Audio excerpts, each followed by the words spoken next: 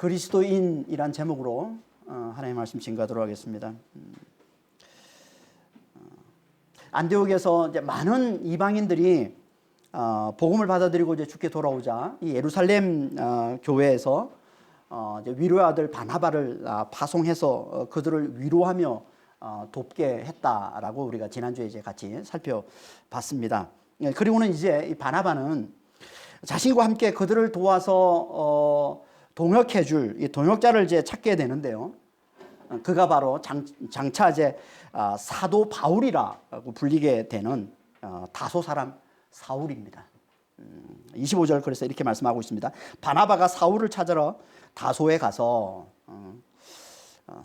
다소는 어디냐면 지금 터키 땅인데요. 이 성경에서는 소아시아라고 얘기합니다. 그게 지금으로 치면 터키입니다. 이 터키의 동쪽에 그 남쪽에 길리기아 지방이라고 우리로 하면 무슨 뭐 남쪽에 무슨 뭐 경상도 있는 것처럼 그렇게 터키 땅에 지금 소아시아 그 땅에 동남쪽에 이제 길리기아 지방이라고 있는데 거기에 있는 중심 도시가 이제 다소입니다. 다소. 이 터키 동쪽은 이제 이 시리아하고 국경이 맞닿아 있습니다. 지금도 국경이 맞닿아 있죠. 그래서 그때도 소아시아하고 시리아하고 이렇게 맞닿아 있는데 안디옥이 어디 있습니까? 시리아의 북부에 있는 이제 수도라고 그랬습니다. 국제 도시. 당시에 전 세계에서 세 번째로 가장 큰 도시예요. 안디옥이. 그 북부에 있는 도시인데 여기서 이 다소, 이 소아시아의 동쪽에 있는 중심도 이 다소까지는 어떻게 보면 가까운 거리예요. 거리상 한 13km 정도 된다고 그러는데 13km면 뭐 가까운 거리라고 할 수 있겠죠. 그렇죠? 가까운 거리.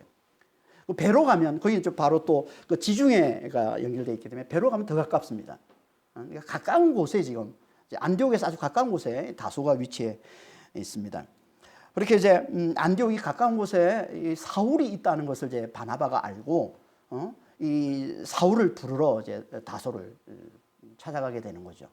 바나바가 왜 사울을 찾은 걸까요? 바나바가 당시에 유대 교회의 지도자 중에 하나님께서 사울을 이방인의 사도로 부르셨다는 것을 가장 잘 알았던 사역자가 바나바였어요. 바나바. 그래서 처음 이제 사울이 회심을 하고 변화가 되어서 다메섹에서 이제 막 복음을 전하다가 그 이제 살해 위협 때문에 이제 예루살렘으로 이렇게 쫓겨오잖아요. 도망쳐 오잖아요. 그때 이제 유대에 있던 이 예루살렘에 있던 유대 형제들이 믿지를 못했어요. 왜냐하면 자신들을 핍박했던 자였기 때문에 그가 변화됐다는 것에 대해서 믿지 못할 때 그를 데리고 유대 지도자들을 찾아가서 그를 소개하고 그래서 그들을 설득시켜서 형제로 받아들이게 만든 사람이 바로 바나바였죠. 그게 이제 앞에 사도행전 9장 26절 27절 말씀이잖아요. 한번 볼까요? 사울이 예루살렘에 가서 제 아들을 사귀고자 하나 다 두려워하며 그가 제자됨을 믿지 아니하니 바나바가 데리고 사도들에게 가서 그가 길에서 어떻게 주를 보았는지와 주께서 그에게 말씀하신 일과 다메섹에서 그가 어떻게 예수의 이름으로 담대히 말하였는지를 전하니라. 그러니까 이 사울이 하나님께서 그를 찾아오셔서 특별하게 그를 변화시키시고 또 그를 이방인의 사도로 부르셨다는 것을 바나바가 너무 잘 알았던 거예요. 그리고 그걸 믿어주고 그걸 신뢰했던 사람이 바나바였던 거예요. 다시 말해서 바나바는 이 이방인 사역의 가장 적임자가 바로 사울이라고 여겼던 겁니다. 그러니까 이제 드디어 이방인 교회가 세워졌어요. 지금까지는 이방인들에게 복음이 전해지지 않았기 때문에 교회가 없었는데 이제 드디어 이방인 땅에 교회가 세워진 거예요. 그러니까 바나바가 당연히 어떻게 했겠어요? 이방인 사역의 가장 이 적임자가 바로 사울인데 당연히 그걸 떠올랐겠죠. 하나님께서 그걸 당연히 떠올리게 했겠죠. 그래서 이제 이방인의 사도로 하나님이 부르신 그 사울을 찾아서 다소로 갔다는 겁니다. 그리고 다소로 가서 이제 사울을 데리고 와서 함께 이제 사역을 한 거죠. 사울은 다소에 한 10년 정도 다소에만 이제 머물고 있었던 상태예요. 그때. 사도행전 9장 30절에서 이제 사울의 이야기가 끝나고 이제 다시 이제 오늘 본문에서 사울의 이야기가 다시 시작이 되는 건데 9장 30절에 보면 이제 그 예루살렘에 와서 어떻게 합니까? 사울이 예루살렘에 와서 이제 그 지도자들 예루살렘에 교회에 있는 그 이제 사도들이 형제로 받아들여지고 이제 함께 이렇게 교회에 함께 있게 되니까 뭐 합니까? 사울이 그 예루살렘에 있는 또 유대인들을 대상으로 열심히 복음을 전하죠. 그러자 이제 유대인들이 그를 죽이려고 덤벼들자 이제 거기서 도망쳐서 다소로 도망간 거예요. 그리고 나서 10년이 지난 거예요, 지금. 10년. 그러니까 10년 동안 어떻게 보면 사울은 지금 다소에서 자기 고향 이 다소에서 10년 동안 가만히 있었던 거예요, 그냥. 하나님께서 그를 그냥 가만히 있도록 붙드신 거예요, 그냥. 움직이지 못하도록. 원래 사울의 성향이 어떤 성향입니까? 열정과 열심으로 충만했던 사람이에요. 그러니까 율법 아래 있을 때는 그러니까 뭐예요? 당시에 율법으로 보면 이단인 이 교회를 핍박하느라고 그냥 앞장서서 핍박으로 다니고 또 복음을 듣고 복음을 깨달았을 때는 앞장서서 복음을 증거하는 전도자로 살았죠. 그러니까 하여튼 뭐 가만히 있지 못하는 사람이에요. 열정과 열심이 대단했던 사람이죠. 그래서 항상 돌아다니면서 복음을 열심히 전해야 이렇게 직성이 풀리는 사람인데 그런데 그가 지금 이 다소에서 어떻게 지냈다고 10년 동안 꼼짝않고 지냈다는 겁니다. 꼼짝. 하나님께서 그냥 꼼짝마 그리고 거기에 붙들어 두신 거예요. 못 나가게 만드신 거예요. 10년 동안. 왜 그러셨을까요? 하나님께서. 하나님께서 왜 10년 동안 그를 거기서 나오지 못하도록 그냥 어떻게 뭐 묶어버리신 거잖아요. 그렇게 돌아다니는 걸 좋아하고 막 열정적인 사람을 이거 얼마나 어렵습니까? 여러분 진짜 성향이 이제 외향적인 사람은요, 이 돌아다니는 게 맞는 사람은 가만히 집에 못 있잖아요. 집에 있으라 그러면 그만큼 힘든 게 어디 있습니까? 마치 그런 거예요, 지금. 돌아다니는 걸 너무 전하고, 복음을 전하고, 너무 복음 전하고 싶어 하는 그를 하나님께서 꼼짝마 그러고 이제 붙들어 두신 거예요. 왜 그랬을까요? 그걸 마치 이제 하나님께서, 모세를 붙들어 두신 것처럼 모세를 이제 이 애굽 궁궐에 있던 모세를 하나님께서 어떻게 하십니까? 광야로 데려가서 거기에 40년 동안 그를 붙들어 두시잖아요. 광야에서. 가만히 있어라 그러고 붙들어 두신 것처럼 그렇게 하나님께서 사울을 그렇게 붙들어 두신 거예요. 왜 그러셨어요?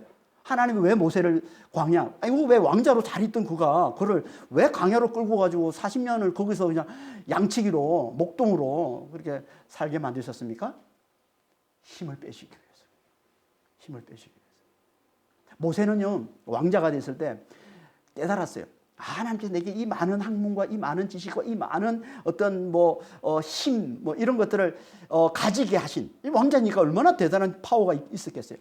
하신 목적이 있구나. 나를 준 사람이 이 애굽에서 지금 종살이하고 있는 이 민족, 히브리 민족을 구원하라고 하나님께서 내게 엄청난 이 지식과 이 힘을 주신 거구나. 그렇게 생각하고 자기가 가진 그 힘으로 그 지혜로 그 애굽에서 지금 고통을 당하고 있는 환난을 당하는 자기 민족을 구원하라고 그랬어요. 처음에 그랬잖아요. 그랬던 거를 하나님께서 어떻게 살인자로 만들어가지고 광야로 쫓아보내신 거 아니에요. 뭐 하시려고? 힘 빼시려고. 그러니까 그 속에 가득 찼던 그 교만. 그게 그냥 웬만해서는 빠지지 않으니까 40년간을 그 광야에 처박아 두고서 40년이 지나서야 그 힘이 빠질 정도로 그렇게 교만했던 모세를 그렇게 해서 하나님이 힘을 빼셨다는 겁니다.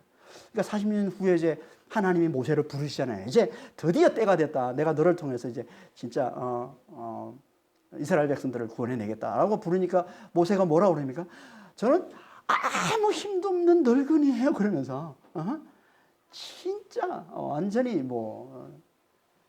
그래서 민수기 12장 3절에 보면 하나님이 모세를 이렇게 평합니다. 민수기 12장 3절에 보면 이렇게 말씀하고 있어요. 이 모세는 뭐라고 그래요? 온유함이 이 지면에 가장 모든 사람보다 더하더라. 온유함이, 겸손함이. 하나님이 그렇게 만들어 버리시니까 40년간 그 광야에 처박아두고서 완전히 무력한 사람, 완전히. 그래서 오직 하나님 말씀에만 순종하는 가장 겸손한 사람으로 만들어내신 거잖아요. 모세를. 그런 것처럼 하나님께서 사울도 고향 다소에 꼼짝 마 그 붙들어 두고서 그 힘을 다 빼내시고 그 열정과 그 열심으로 가득했던 그 사울을 자기 힘으로 어떻게든 자기 열정으로 복음을 전해서 하나님 나라를 이루겠다고 한 그 사울을 그의 힘을 다 빼시기 위해서 10년간 다소에 가만히 있게 하신 겁니다. 그리고 오직 하나님 말씀에만 순종하는 겸손한 자로 만들어내시기 위해서.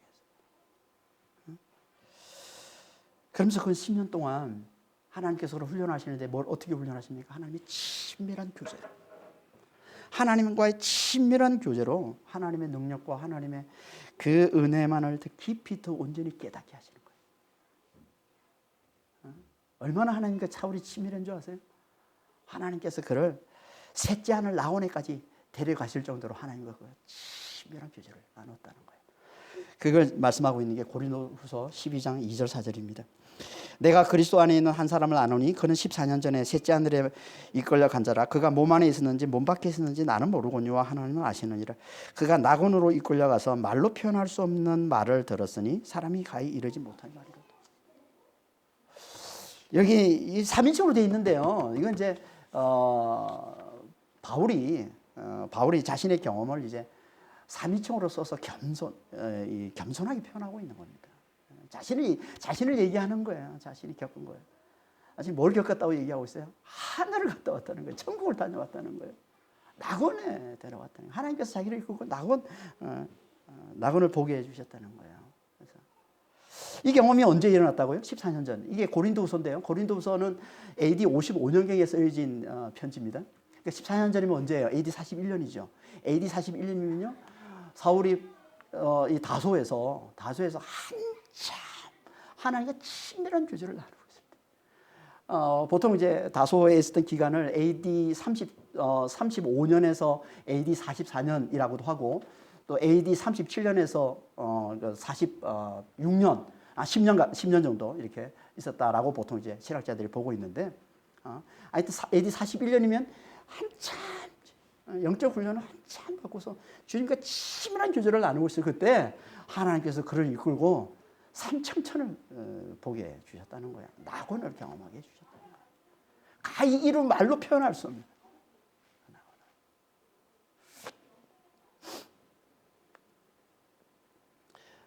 오직 하나님의 그 은혜와 그 능력만을 깨닫게 해주시는 거죠. 그래서 하나님 말씀에만 순종하는 자로 하나님 만들어내시는 거죠. 이렇게 그에게서 힘을 빼시고 하나님과의 친밀한 교제로 그분의 말씀에만 순종하는 자로 만들어내시는 이 10년의 이 영적 훈련, 10년의 이 영성 훈련, 이걸 다 마쳤을 때 그때 맞춰서 하나님께서 바나바를 보내서 그를 불러내신 거예요. 안디옥으로. 그런 10년. 10년은 항상 이게 좀 이게 10년, 10이라는 숫자도 성경에서는 항상 완성을 나타내는 숫자예요. 10이라는 숫자도. 그래서 애굽의 하나님의 심판이 10재앙으로 나타나죠. 10재앙. 계명도 10계명이고요.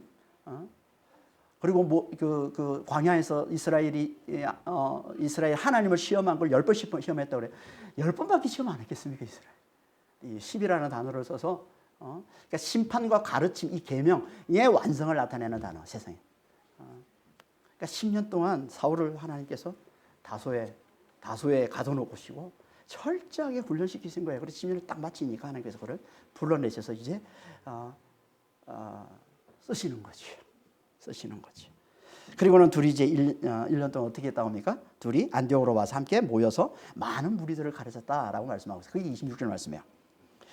만남에 안디옥에 데리고 와서 둘이 교회에 1년간 모여 있어 큰 무리들을 가르쳤고 제 아들이 안디옥에서 비로소 그리스도인이라 일컬음을 받게 되었더라.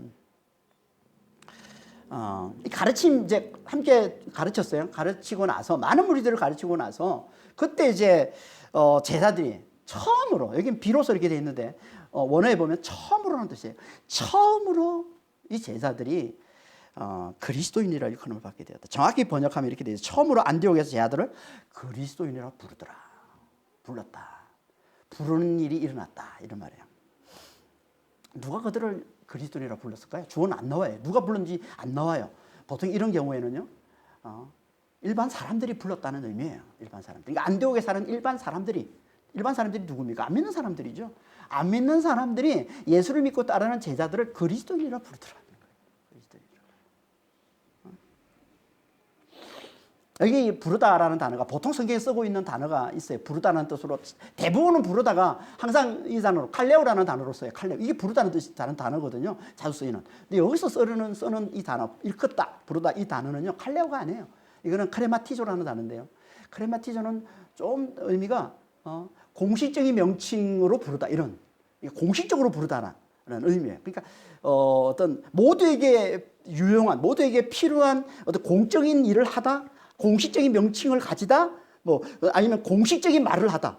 그래서 이 말이 성경에서는 주로 이 단어가 부르다는 뜻으로 쓰이는 거 여기 한 군데만 쓰이고 나머지는 다 뭐로 쓰이냐면 하나님의 말씀을 전하다, 지시하다, 경고하다 이런 뜻으로 쓰이는 단어예요, 이 단어가. 근데 여기서만 이제 부르다, 일컫다 이런 의미로 쓰고 있는 거예요. 그러니까 공식적인 명칭으로 부르는 걸 얘기하는 거예요. 그러니까 안디옥 사람들이 처음으로 공식적으로 예수 믿는 제자들, 예수 제자들을 그리스도인이라고 불렀다는 거예요. 여러분 안디옥 사람들은 어떤 사람이에요? 국제 도시잖아요. 여러 나라에서 온 여러 부류의 사람들이 모여 있는 곳이에요. 그러니까 그들은요 어떤 부류를 어떤 명칭을 붙여서 이렇게 분류해 내는데 익숙해 있던 사람들이에요. 익숙해 있던 사람들이에요.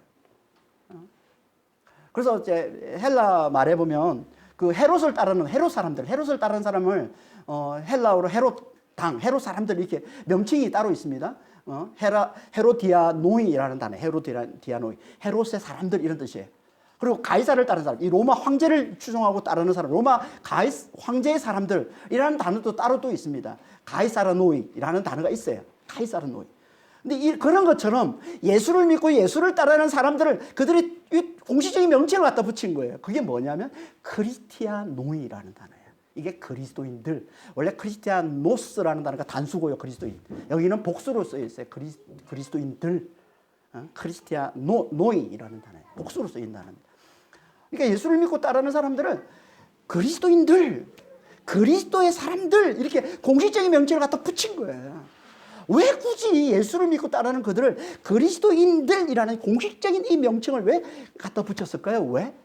그들은 입만 열면 그리스도를 얘기했기 때문에. 입만 열면 그리스도를 말하는 거예요. 입만 열면 그리스도의 십자가, 그리스도의 부활, 그리스도의 성천, 그리스도의 재림을 얘기하면서 그 복음을 전하면서 그리스도의 사랑을 입만 열면 얘기하는 거예요. 그들은 그리스도를 너무 좋아하는 거예요. 그러니까 그들의 특징은 외부 사람들이 볼 때, 안디옥 사람들이 볼 때 그들의 특징은 그리스도야. 뭐 입만 열면 그리스도를 얘기하는 거예요. 그리스도를 너무 좋아해. 그리스도를 너무 사랑해. 그리스도가 그들의 전부야. 그리스도를 그들의 생명으로 여기고 그리스도밖에 모르는 사람들을 여긴 거예요. 그걸 조롱하면서 붙이는 이름이 그리스도인들이에요. 쟤들은 그리스도밖에 몰라. 뭐 말만 하면 그리스도야. 뭘 하면. 늘 그리스도의 십자가, 그리스도의 부활을 얘기하고 그리스도의 사랑을 얘기하고 맨날 그리스도만 입에 달고 사니까 사람들이 볼 때 진짜 유별난 사람들이다. 그래서 붙인 별명이 그리스도인들이란 말이에요. 그리스도인들. 이게 당시 안디옥 교회의 영성이었던 겁니다. 그들은 진짜 그리스도밖에 몰랐어요. 그리스도만 자랑했어요. 그리스도만 높였어요. 그리스도를 너무너무 사랑했던 거예요. 안디옥 교회 사람들이 왜 이렇게 됐을까요? 당연히 바나바와 사울의 가르침을 받았기 때문에 그런 거지. 그래서 가르침 받은 후에 그들이 비로소 처음으로 사람들이 제자들을 그리스도인들이라 불렀다라고 얘기하는 겁니다. 여기 보면 바나바와 사울이 둘이 함께 가르쳤다라고 되어 있는데 좀 더 우리가 이제 앞으로 이제 계속 사도행전 살펴보면서 바나바와 바울의 이야기를 이제 많이 보게 될 거잖아요. 근데 항상 어떤 모습이 나타나요? 바나바는 항상 대표예요. 대표 사역자예요. 대표 사역자는 보통 행정일도 하고 목회도 합니다. 그러니까 바나바는 특히 잘하는 게 목회 사역이잖아요. 위로하고 힘주고 우리 지난 시간에 자세히 살펴봤잖아요. 바나바 위로의 아들이 바나바 위로하는 일을 너무 잘해요. 그런데 사울은 뭘 잘합니까? 전도와 가르침이에요. 전도와 가르침. 사울은 너무 잘합니다. 이걸 위해서 바나바가 그를 데려온 거예요. 와서 보니까 안디옥에서 와서 보니까 너무 많은 이방인들이 이제 주께 돌아왔는데 그들을 체계적으로 좀 이게 복음을 가르칠 사람이 필요한데 자기에게는 그런 능력이 부족하거든. 그러니까 자기가 알고 있는 한 사람이 있어. 이게 너무 잘하는 사람이 있어. 그 사람이 사울이었던 거예요. 그리고 옆에 사울이 또 다수에 있네. 그러니까 하나님이 딱딱 맞춰서 하나님이 붙여주신 거예요. 그래서 이 일을 하도록 하는 사울을 데려와가지고 동역자로 삼아서 그러니까 전도하고 가르치고 양육하는 일을 사울에게 맡긴 겁니다. 그러니까 사울이 가르친 거예요.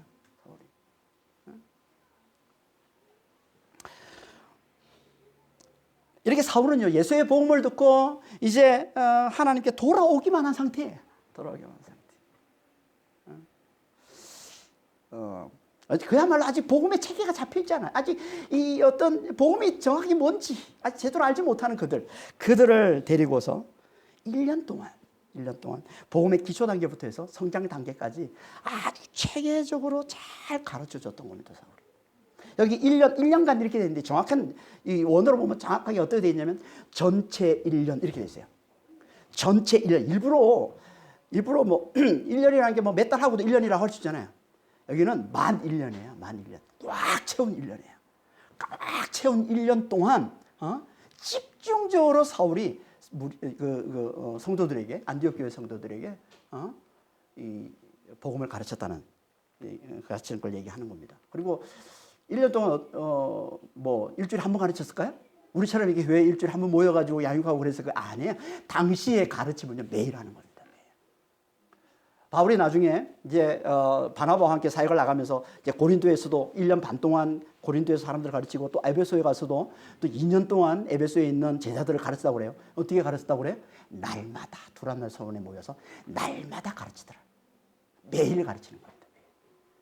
여러분 1년 동안 매일 가르치면 얼마나 많은 양을 가르칠까요? 보통 우리가 신학교 이제 목사님들이 목사의 자격을 얻으려면 이제 MDB라는 과정을 거치게 되는데 신학교에 가가지고 3년간 이제 신학대원에 가서 3년간 이제 MDB 과정을 거쳐야 이제 목사 자격이 주어집니다. 그러니까 최소한 3년은 공부를 해야 복음을 공부하고 신학을 공부해야 이제 목사가 될 수 있다 자격을 주는 거잖아요. 여러분 그 3년간 목사 자격을 얻기 위해서 공부하는 양보다 훨씬 더 많은 양이에요. 1년간 매일같이 복음을 배우는 거예요. 그렇잖아요. 뭐 배울 때 뭐 야간 해봤자 3시간 정도밖에 안 배우는 겁니다. 월요일부터 금요일까지. 그리고 뭐 낮에 배우는 사람들도 한 그 정도밖에 안 되는 거예요. 근데 매일 아마도 오전 오후 시간 풀로 해서 계속 가르쳐 줄 거란 말이에요. 당시에 사울의 성향상. 그러니까 엄청난 양을 배운 겁니다. 복음의 기초부터 복음의 성장 단계까지 1년 동안.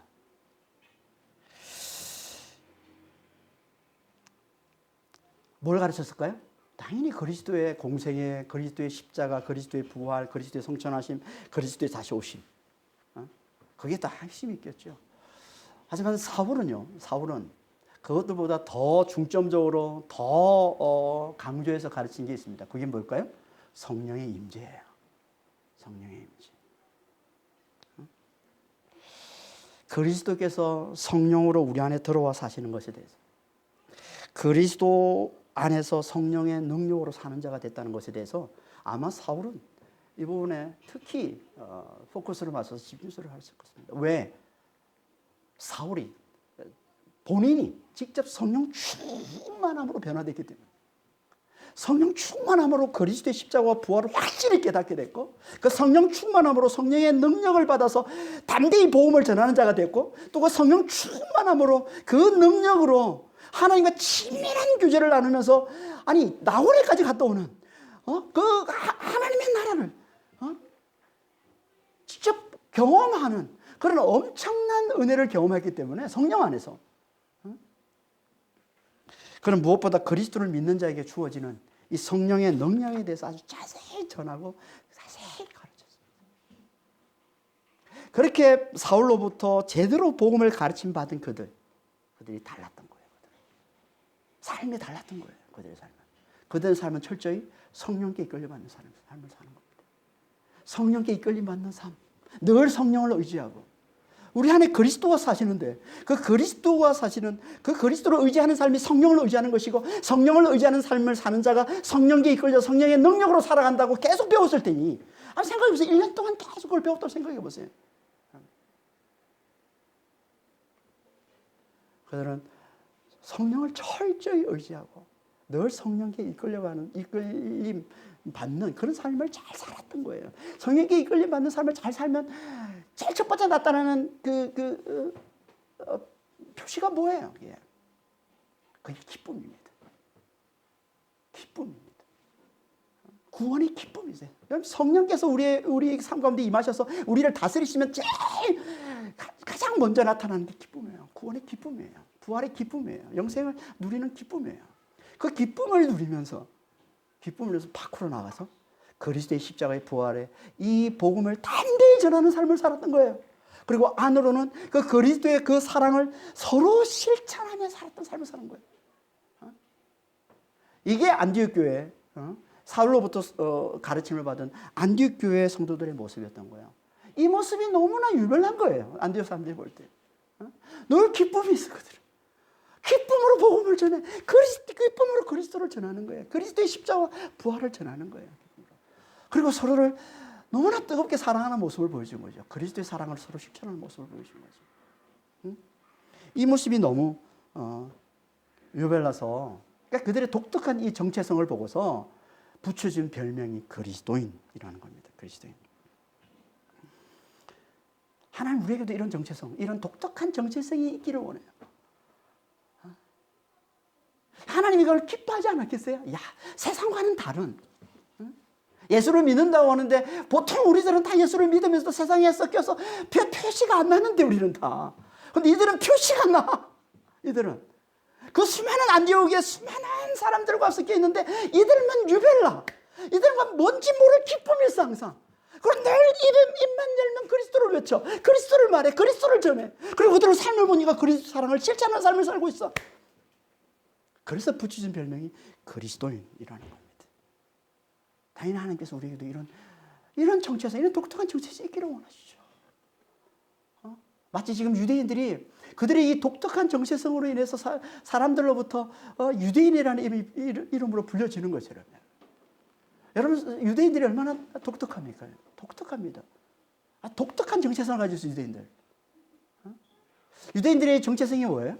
그들은 2000년간 나라를 잃었음에도 불구하고 끝까지 이 토라와 할례와 안식일을 지키는 이 소수의 사람들로 지금 세상을 선도하는 리더의 자리에 있다는 거예요. 아니 소수의 사람들이 여러분 세계 인구가 70억이 넘는다고 그러는데 지금 유대인 인구가 얼마나 되는 줄 아세요? 0.2%예요. 1,500만 정도 된다고 그래요. 지금 이스라엘 땅에 한 650만 정도 살고 있고 미국이 한 600만 정도 살고 있고 나머지 한 250만이 유럽에 흩어져 살고 있는다고 그러는데 그럼 토탈 한 1,500만 정도 되는데요. 그 0.2%밖에 안 되는 너무 소수의 그 사람들이 노벨상 30%를 차지하고 있는 노벨상 30%가 유대인들이 차지하고 있잖아요. 그리고 지금 이 세계를 리드하고 있는 이 미국의 경제와 언론을 장악하고 있는 게 유대인들이지 않습니까? 우리가 너무나 잘 아는 워런 버핏이나 빌 게이츠나 뭐 조지 소로나 이런 사람들이 다 유대인들이잖아요. 아니 소수의 사람들이 지금 세상을 리더하고 있는 사람들이 볼 때 좀 특이하거든. 근데 가만 보니까 이들은 늘 토라를 가까이 하고 늘 할례와 이 안식일을 너무나 중요하게 여겨요. 안식일과 이 토라와 안식일을 너무나 중요하게 여기는 이 소수의 사람들이 세상을 주무르고 있는 이 모습을 보면서 사람들이 부러워하기도 하면서 조롱하면서 붙인 별명이 유대인이에요. 그래서 유대인 그러면 특별하다고 그러고요. 미워하는 사람은 아주 미워하죠. 히틀러 같은 사람은 유대인들을 너무너무 미워해서 그들만 말살시키려고 어떻게든 말살시켜. 왜? 항상 왜냐하면 돈은 그 당시에 유럽의 돈은 유대인들이 다 가지고 있거든요. 그들을 말살해야지. 자신 아리아 민족인데 이 유대인들을 말살해야 이 아리아 민족의 우수성이 드러난다고 그러면서 철저하게 말살하려고 했던 게 히틀러고 그 이후에도 유대인들을 시기하고 질투해서 미워하는 사람들이 많이 있습니다. 그러니까 대단히 경멸하는 사람도 많고. 근데 이들이 이 파워가 어디서 나왔을까요? 이 파워가. 많은 사람들이 이구동성으로 이들의 파워는 교육에 있다라고 얘기합니다. 그래서 우리나라 책도 얼마나 많이 나왔어요. 유대인들의 교육법. 이 책이 얼마나 많습니까? 여러분 교육이 있어요. 유대인들이 이 독특한 정체성을 잃지 않고 수천 년 나라를 잃었으면서도 아니 2000년간 나라가 사는 이 민족인데도 이 정체성을 잃지 않고서 지금 세상에 우뚝 서 있는 이게 대체 이 파워가 어디서 나왔을까? 교육에서 나왔다고. 이걸 좀 구체적으로 이렇게 표현을 하면 안식일에 밥상머리 교육이라고 얘기를 합니다. 밥상머리 교육. 유대인들은 안식일을 철저히 지킵니다. 그 안식일에는 뭐 하냐면요. 안식일의 초점은요, 교육이에요. 다른 거 절대 안 하고, 자식들을 모아놓고, 자녀들을 모아놓고, 가족들이 함께 교육을 합니다. 뭘 교육하느냐? 탈무드와 토라를 교육합니다. 탈무드와 토라. 탈무드라는 말은 그냥 배움이라는 뜻인데요. 원래 율법학자들이 이 사회의 모든 사상들, 그러니까 인간 생활에 일어나는 모든 문제들에 대한 어떤 그런 가르침들을 집대성한 그런 지혜서예요. 탈무드가.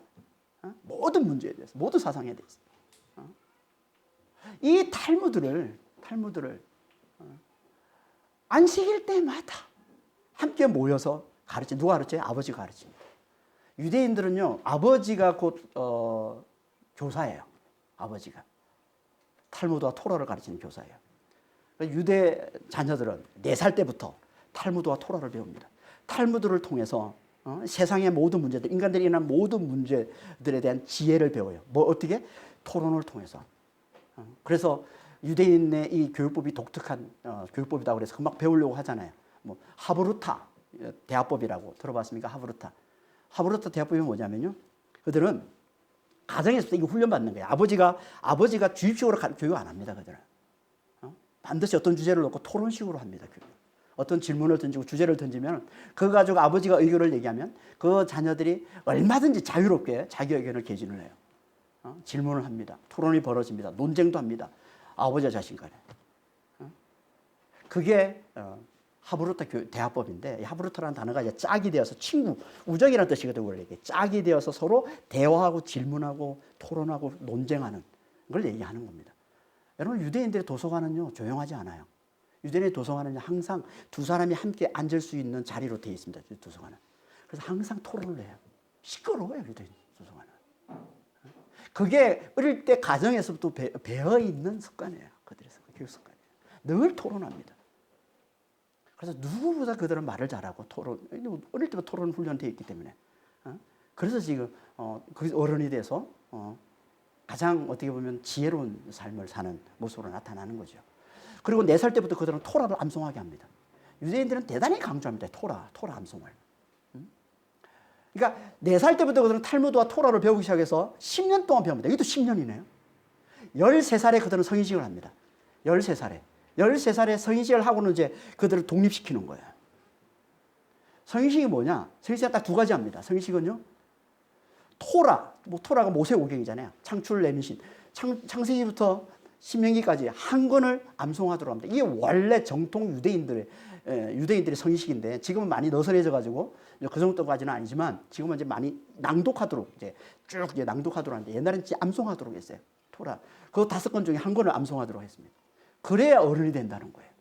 이 성인식 이름이 뭐냐면 바르 미츠바인데요. 바르 아들이라는 뜻이고 미츠바는 계명이에요. 말씀이에요. 말씀의 아들이 되는 게 성인이에요. 그러니까 지금까지는 아버지 밑에서 아버지의 가르침 받아서 자랐다면, 이제부터는 성인식 때부터는 하나님의 말씀을 직접 듣고 하나님의 말씀을 따라 사는 자가 되는 거예요. 이게 그들의 성인식입니다. 그래서 바르 미츠바라고 그러는 거예요. 계명의 아들, 말씀의 아들. 그리고 그들은 실제로 성인식이 지나고 나면 독립시킵니다. 그래서 그때부터 그들은 철저히 경제교육을 시켜요. 경제교육. 아주 철저하게 시킵니다.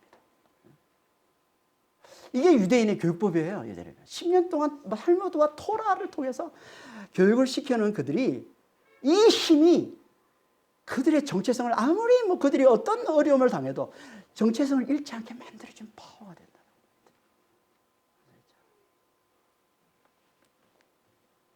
그래서 우리 하나님, 우리도 유대인 같은 독특한 정체성이 있기를 원해요. 물론 그들과 다른, 그들은 율법을 잘 배워, 율법을 배우는 거죠. 그들은 이 세상의 지혜를 배우는 거예요. 이 말씀을 통해서, 이 토라를 통해서, 탈무드를 통해서 이 세상에서 지혜롭게 살아가는 법을 배우는 거예요. 하지만 우리는 다릅니다. 우리는 복음을 배우는 거예요. 우리는 복음을 통해서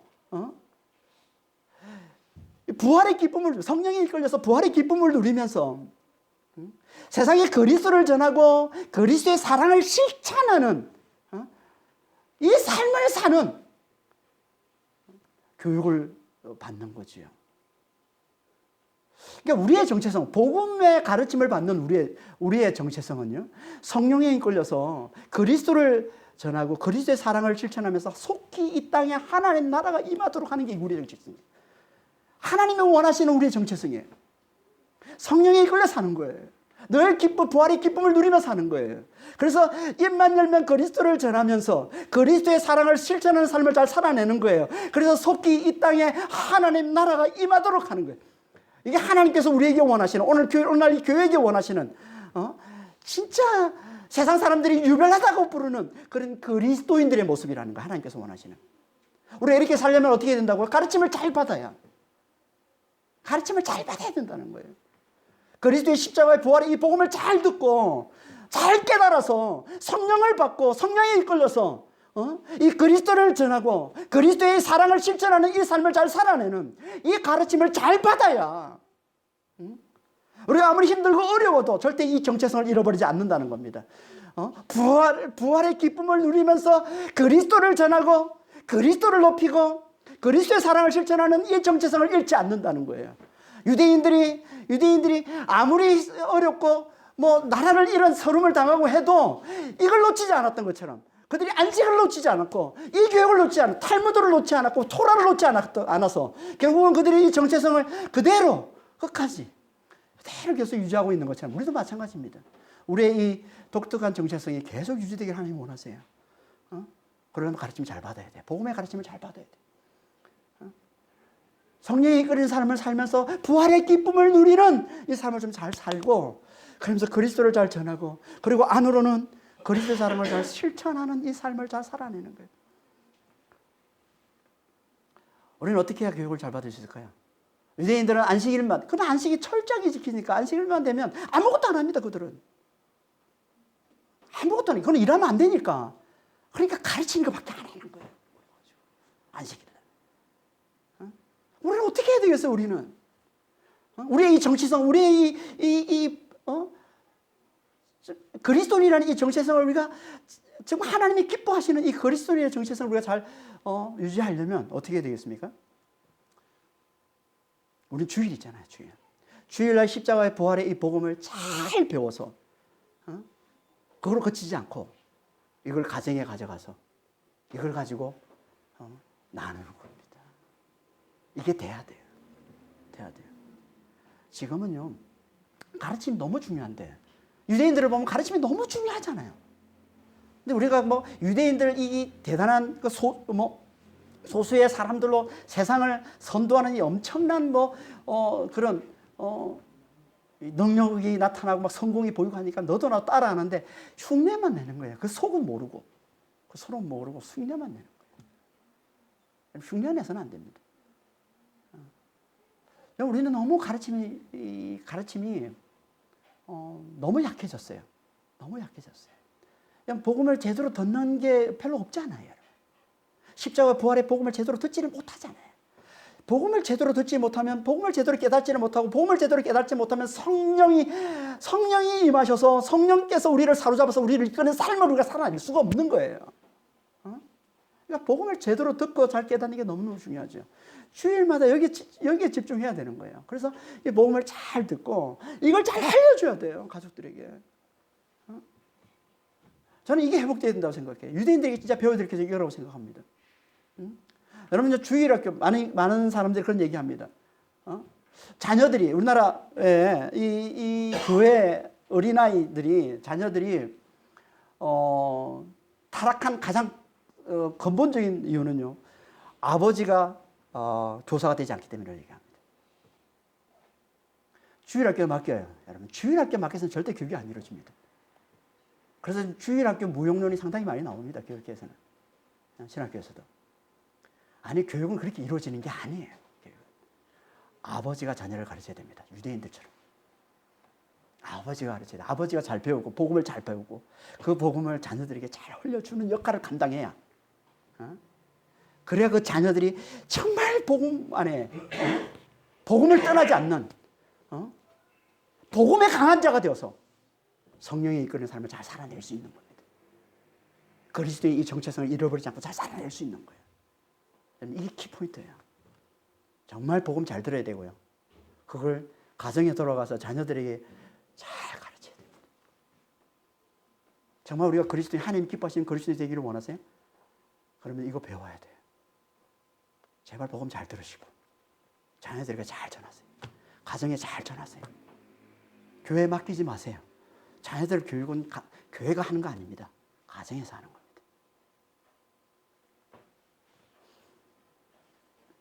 그렇게 복음으로 가르침을 잘 받아서 세상에서 그리스도만을 드러내는 유별난 사람들이 된 이 그리스도인들, 이들이 하나님이 진짜 기뻐하시는 성숙한 자들임을 보여주는 이야기가 그 다음에 나오는 섬김 이야기예요. 이 안디옥 교회 섬김 이야기 27절 28절입니다. 그때 선지자들이 예루살렘에서 안디옥에 이르니 그 중에 아가보라는 한 사람이 일어나 성령으로 말하되 천하에 큰 흉년이 들리라 하더니 클라우디오 때에 그렇게 되니라. 선지자들은 말씀을 전하고 가르치는 역할을 하는 사람이에요. 그러니까 예루살렘 교회에서 보니까 안디옥이 막 부흥을 하고 있는데 선지자들이 생각에 우리가 가서 말씀을 좀 전하고 가르쳐야 되겠다. 그래서 내려갔겠지요. 도와주기 위해서. 근데 그들 중에 아가보라는 사람이 있어요. 아가보라는 사람은 특별한 은사가 좀 있는데 어떤 은사냐면 원래 영원한 심판과 구원을 말씀하는 게 이게 예언인데 이 표적으로 보여주는 장차 곧 일어나게 될 큰 사건에 대해서 성령의 음성을 잘 듣는 그런 은사가 있었던 게 아가보라는 사람에게. 그래서 오늘도 그가 일어나서 곧 있을 큰 흉년, 성령께서 들려주시는 음성을 듣고서 곧 큰 흉년이 있을 것이라고 이제 얘기를 한 것이고, 나중에 사도행 21장에 가면 이제 바울이 이제 예루살렘에 가기 전에 가이사랴에 들렸을 때 아가보가 와가지고 예루살렘에 들어가게 되면 당신이 체포당해서 환란을 당하게 될 것이라고 얘기를 하는 이제 그 선지자가 곧 아가보 선지자예요. 그러니까 아가보는 이제 그런 특별한 은사를 받은 거죠. 그래서 일어나서 이제 큰 흉년이 있을 것이다라고 얘기를 하는데 실제로 클라우디오 때에 이제 큰 흉년이 있었다는 거죠. 클라우디오는 누구냐면 로마 황제예요. AD 41년부터 AD 54년까지 전 로마 제국을 통치했던 로마 황제입니다. 그때 흉년이 많이 일어나, 특히 이제 팔레스타인 땅 쪽에 흉년이 많이 일어나고 거기에 이제 큰 흉년도 일어났다고 이제 그렇게 역사서에 기록이 되어 있습니다. 근데 중요한 건 선지자의 이 말을 듣고는 안디옥 교회가 어려움에 처해 있는 유대 형제들, 유대 교회죠. 유대 교회를 돕기 위해서 부조를 보내기로 결정했다는 거예요. 29절 3절이죠. 제 아들이 각각 그 힘대로 유대에 사는 형제들에게 부조를 보내기로 작정하고 이를 진행하여 바나바와 사울의 손으로 장로들에게 보내니라. 이 부조는 섬김을 얘기하는 겁니다. 섬김. 그러니까 제 아들이 각각 힘되는 대로 유대 교회를 섬기기로 이제 결정했다는 거예요. 천하에 큰 흉년이 들었다는 건 유대 땅에만 흉년이 들었다는 얘기가 아니에요. 다른 곳에서도 흉년이 있었어요. 그러니까 안디옥에서도 흉년이 찾아왔을 것이고 그들도 어려웠을 겁니다. 그들도. 자신들도 어려움에 처해 있는 상황에서 형제의 어려움을 돌아볼 줄 아는 진짜 성숙한 교회가 되었음을 보여주는 이야기가 이 얘기예요. 자신들도 어렵지만 자신들에게 너무나 귀한 영적인 섬김을 보여준 그들이 물질적으로 지금 너무나 힘들어 있을 때 물질로 섬기는 건 마땅하다고 여기고 그들을 섬겼다는 거예요. 이게 이제 그들의 성숙한 표라는 거죠. 이걸 성경에서는 다른 말로 빚진 자의 마땅한 도리다 이렇게 얘기를 합니다. 이게 로마서 15장 27절입니다. 저희가 기뻐서 하였거니와 또한 저희는 그들에게 빚진 자니 만일 이방인들이 그들의 영적인 것을 나눠 가졌으면 육적인 것으로 그들을 섬기는 것이 마땅하니라. 여러분 세상에서 인간의 마땅한 도리가 뭐예요? 부조를 받았으면 부조하는 거잖아요. 여러분 그거 잘하잖아요. 그렇죠? 이게 마땅하잖아요. 그걸 아니면 인간이 아니라고 그러잖아요. 나는 부조를 받고 부조를 안 해? 그거 아니잖아요. 그렇죠? 그 얘기하는 거예요 지금. 내가 영적으로 섬김을 받았어? 그럼 물질적으로 섬기는 게 그게 마땅한 도리야. 누구의? 믿는 자의. 영적인 가치를 제대로 아는. 내가 구원받았고 내가 영생을 누리는 자, 내가 부활을 사는 자가 됐다는 이 영적인 가치를 제대로 아는 믿는 자라면 이게 마땅한 도리라는 거예요. 영적인 섬김을 내가 받았으면 육적으로 섬기는 건 이건 너무너무 마땅한 거다. 이게 빚진 자의 자세라는 거죠. 빚진 자의 자세. 우리에게 기본적으로 이게 있어야 되는 거예요. 이게 믿는 자라면 이게 있어야 된다는 얘기예요. 지금 이 말이에요. 그런데 이것보다 훨씬 더 잘 섬기게 해주는, 서로를 잘 돌아보고 서로를 물질적으로 사랑으로 잘 돌아보고 잘 섬기게 해주는 놀라운 힘이 있는 게 있다는 거예요. 그게 뭐예요? 그게 기쁨으로 섬기는 거예요. 기쁨으로. 기뻐서 하는 거예요. 기뻐서 하는 거예요. 빚진 자에 마땅한데 의무감 때문에 하는 것보다 훨씬 더 강력하다는 거예요. 기쁨이. 여러분 하나님이 우리에게 원하시는 섬김은 이 섬김인 거예요. 의무감에서 하는 거. 그것도 아니 도리로 하는 거야. 그거는 도리. 내가 빚졌으니까 빚어가면 인간적인 도리로 하는 거야. 하지만 하나님이 원하시는 그 정도 수준이 아니에요. 하나님이 원하시는 건 기쁨으로 섬기라는 거예요. 기쁨으로. 그게 진짜라는 거예요. 그게 진짜 믿는 자라는 거예요. 그게 하나님의 백성이라는 거예요. 하나님의 자녀라는 겁니다. 오죽하면 하나님께서 이렇게 말씀하셨겠어요. 고린도후서 8장 2절에 환난의 많은 시련 가운데서도 그들이 넘치는 기쁨과 극심한 가난이 그들의 풍성한 연보를 넘치도록 하게 하였느니라. 여기서 똑같이 마게도냐 교회, 이제 마게도냐 교회에 대해서 얘기하고 있으니까, 마게도냐 교회가 예루살렘의 가난한 성도들을 위해서 물질로 이렇게 섬기는 것에 대해서 말씀을 하고 있는 거예요. 똑같이 예루살렘의 가난한 성도들. 그 당시 항상 이 예루살렘 쪽에 좀 이렇게 좀 뭐랄까 흉년이 많이 들고 가난한 사람들이 많이 살았어요. 그래서 유럽 쪽에서 많이 이제 예루살렘 교회를 이렇게 후원하고 하는 일이 많았었는데, 마게도냐가 그랬다는 거예요, 지금. 그런데 마게도냐가 어떻게 했다고 합니까? 풍성한 연보를 넘치도록 했다. 한마디로 엄청난 헌금을 했다 이 얘기죠, 지금 마게도냐 교회. 근데 이 마게도냐 교회가 어떤 상태에 있었다고 지금? 어떤 상태라고 합니까? 환난의 많은 시련 가운데 있었다는 거예요. 그러니까 그들이 지금 환난에 엄청난 시련을 당하고 있는 상태라는 거예요. 그걸 또 다른 말로 다시 말씀하고 있는 게 극심한 가난이에요. 그러니까 극심한 가난 가운데 있는 거예요, 그들이 지금. 극심한 가난 가운데 있는데, 그런 상황에서 지금 그들이 어떻게 했다고요? 가난한 예루살렘 교회를 풍성하게 섬겼다라고 얘기하는 거예요. 어떻게 그럴 수가 있죠? 어떻게 그게 가능했다고 합니까? 그들에게 기쁨이 넘쳤기 때문에. 아니, 극심한 가난 가운데 있는데 무슨 기쁨이 있을까요? 우리 같으면 가난이 엄청난 가난이 지금 극심한데 전혀 기쁨이 없을 것 같잖아요. 여러분 그렇지 않아요? 내가 너무 가난해. 그러면 어디서 기쁨? 그런데 이들에겐 극심한 가난과는 상관없이 그 별개 넘치는 기쁨이 있었다는 게, 넘치는 기쁨이. 이 기쁨이 가난한 예루살렘 형제들에게 풍성한 헌금을 하도록 이렇게 만들었다는 거죠. 이 기쁨이 뭘까요, 이게? 당연히 이건 성령으로 말미암은 구원의 기쁨이겠죠. 구원의 기쁨이, 구원의 기쁨. 여러분, 구원의 기쁨은 성령의 열매입니다.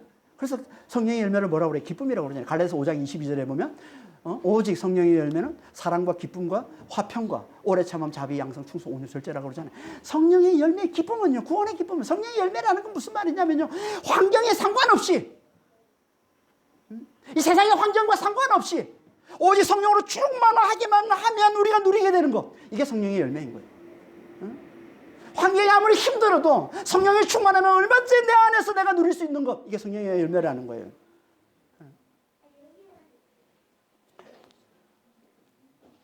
그러니까 그들은, 이 마게도냐 교인들은 성령 충만함으로 이 구원의 기쁨, 부활과 영생을 누리는 이 기쁨이 넘쳤다는 거예요. 장차 영원토록 누리게 될 천국의 기쁨을 성령 안에서 충만하게 맛보고 누렸다는 겁니다. 이게 있으니까 많은 환난 가운데서도, 극심한 가난 가운데서도 가난한 성도들을 돌아보고 가난한 성도들을 사랑으로 섬길 줄 알았다는 거예요. 여러분, 이 안디옥 교회도 마찬가지예요. 안디옥 교회도. 성령 안에서 천국을 미리 맛보고 누리는 이 구원의 기쁨이 넘치니까 환난 가운데 있는 유대교회를 잘 섬기더라는 겁니다. 모두가 힘이 되는 대로 물질을 모아서 바나바와 사울을 통해서 유대교회 장로들에게 보냈다라고 얘기하고 있는 겁니다. 무슨 말이에요? 진짜 사랑으로 잘 섬기는 건 뭐로 된다는 거예요? 성령 안에서 구원의 기쁨을 누리는 데서 나온다는 겁니다. 구원의 기쁨을 누리는 데, 성령 안에서 구원의 기쁨을 제대로 누리는 데서. 여러분, 기쁨을 누려야 잘 섬길 수 있는 거예요. 여러분, 아니면 가짜로 섬기는 겁니다. 여러분, 그래서 많은 사람들이 섬긴다고 하면서 다 생생내잖아요. 막 어디 뭐 고아원에 뭐 가지고 이름 크게 내고, 그것 때문에 섬기는 거잖아요. 이름, 회사 이름, 자기 이름 내려고. 다 가짜예요. 다 가짜. 진짜 섬기면 아닌 거지. 진짜 섬기면, 진짜 사랑으로 섬길 줄 아는 건요, 기쁨이 있어야 된다. 기쁨. 그런데 이 부활의 기쁨이 넘쳐서 형제들을 잘 섬길 수 있는 자, 이들이 누구라고요? 이 그리스도인이라는 겁니다. 그리스도. 성령에 이끌려서 성령 안에서 부활의 기쁨을 누리면서 밖으로는 그리스도의 복음을 담대히 전하고 안으로는 사랑으로 서로를 사랑할 줄 아는 자들, 이들이 그리스도인이라는 겁니다. 어떻게 안디옥 교회가 이렇게 기쁨과 사랑이 넘치는 그리스도인이 되었다고 합니까? 어떻게 해서? 가르침을 잘 받아서 됐다는 거죠. 뭘 가르침을 받았어요? 그리스도의 십자가 부활의 복음을. 그리스도께서 내 모든 죄를 지고 십자가에 달려 죽으심으로 내가 구원을 받았다는, 다시 이걸 다른 말로 하면 그리스도 함께 내가 죽고 내가 그리스도 함께 다시 살아났다는, 그리스도 함께 내가 죽었고 이제 내 안에 그리스도가, 그 부활하신 그리스도가 사신다는, 그리스도 안에서 성령으로 부활을 사는 자가 되었다는, 그래서 성령을 의지하기만 하면 성령 충만함으로 부활의 기쁨을 누리면서 밖으로는 담대히 그리스도의 복음을 증거하고 안으로는 서로를 뜨겁게 사랑할 줄 아는 자가 된다는, 이 진리의 복음을 잘 가르침 받으니까, 그들은 기쁨을 누리면서 서로 잘 섬기더라는 겁니다. 밖으로는 담대히 복음을 잘 증거하더라는 거예요. 이게 그리스도인이라는 겁니다. 우리도 그리심을 잘 받으면 하나님이 기뻐하시는 이 그리스도인의 삶을 잘 살아낼 수 있다는 겁니다. 가르침을 잘 받아야. 어떻게 해야 가르침을 잘 받는다고요? 유대인들에게 배워야죠. 복음을 잘 듣고, 그들은 율법이지만 우리는 복음이에요. 복음을 잘 듣고, 그리스도 십자가의 부활, 이 복음을 좀 잘 듣고, 주일 예배, 주일 말씀, 이 설교를 좀 잘 듣고, 내가 먼저 소화를 해야죠. 그리고 집으로 돌아가서 사람들에게 이걸 가르쳐야 돼요. 이걸 가르쳐야 돼요. 유대인들은 4살 때부터 13살이 될 때까지 여기에 집중하는 겁니다. 여러분, 이게 다예요. 유대인들의 교육은 이게 다예요. 이게 집중합니다. 그러니까 그들이, 소수의 사람들이, 몇 사람 되지 않는 사람들이, 겉으로 볼 때는 아무것도 아닌 것 같은 사람들이 지금 세상을 리더하고 있는, 하나님의 놀라운 축복을 받고 있는 거 아닙니까? 우리는 그보다 훨씬 더 그 축복을 하나님께 받는 자들이란 말이에요. 그게 그리스도인입니다. 복음을 잘 배우면, 성령에 잘 이끌어 살면, 부활의 기쁨을 누리면서 그리스도를 담대히 증거하고 그리스도의 사랑을 실천하는 이 그리스도의 삶을 잘 살면 더 놀라운 축복을 하나님께서 우리에게 부어주실 겁니다. 그런 믿음의 성도들이, 그런 그리스도인들이 다 되시길 예수님으로 축원합니다. 기도하겠습니다. 하나님 아버지, 안디옥 교회처럼 입만 열면 그리스도를 드러내는, 부활의 기쁨을 누리면서 사랑으로 잘 섬기는 그런 유별난 자, 그리스도인, 주님, 정말 저희도 그런 그리스도인이 되기를 원합니다. 입만 열면 그리스도를 말하는 그리스도인, 그 속에 기쁨이 넘치기, 부활의 기쁨이 넘치기, 그리스도만 자랑할 줄 아는, 그래서 서로를 뜨겁게 사랑할 줄 아는 아버지, 그런 그리스도인이 될 수 있도록 아버지 하나님 저희들 축복하여 주시옵소서. 그러려면 주님 가르침을 잘 받아야 됩니다. 주님, 정말 이 복음의 가르침을 잘 받을 수 있도록 그리스도의 십자가 부활의 복음을 잘 듣고 잘 깨달아서 성령을 잘 부음받는 자가 되게 도와주시옵소서. 그래서 성령에 이끌려 사는 자가 되게 도와주시옵소서. 그래서 부활의 기쁨이 넘치는 삶을 살게 하시고 아버지 하나님, 밖으로 그리스도를 담대히 증거하면서 안으로 아버지 그리스도의 사랑을 잘 실천할 줄 아는, 성령에 이끌려서 아버지 이 기쁨과 이 전도와 이 사랑의 삶을 잘 실천하는 아버지 그런 그리스도인이 다 될 수 있도록 주님 제대로 축복해 주시고 인도하여 주시옵소서. 감사하며 우리 주 예수 그리스도로 기도합니다. 아멘.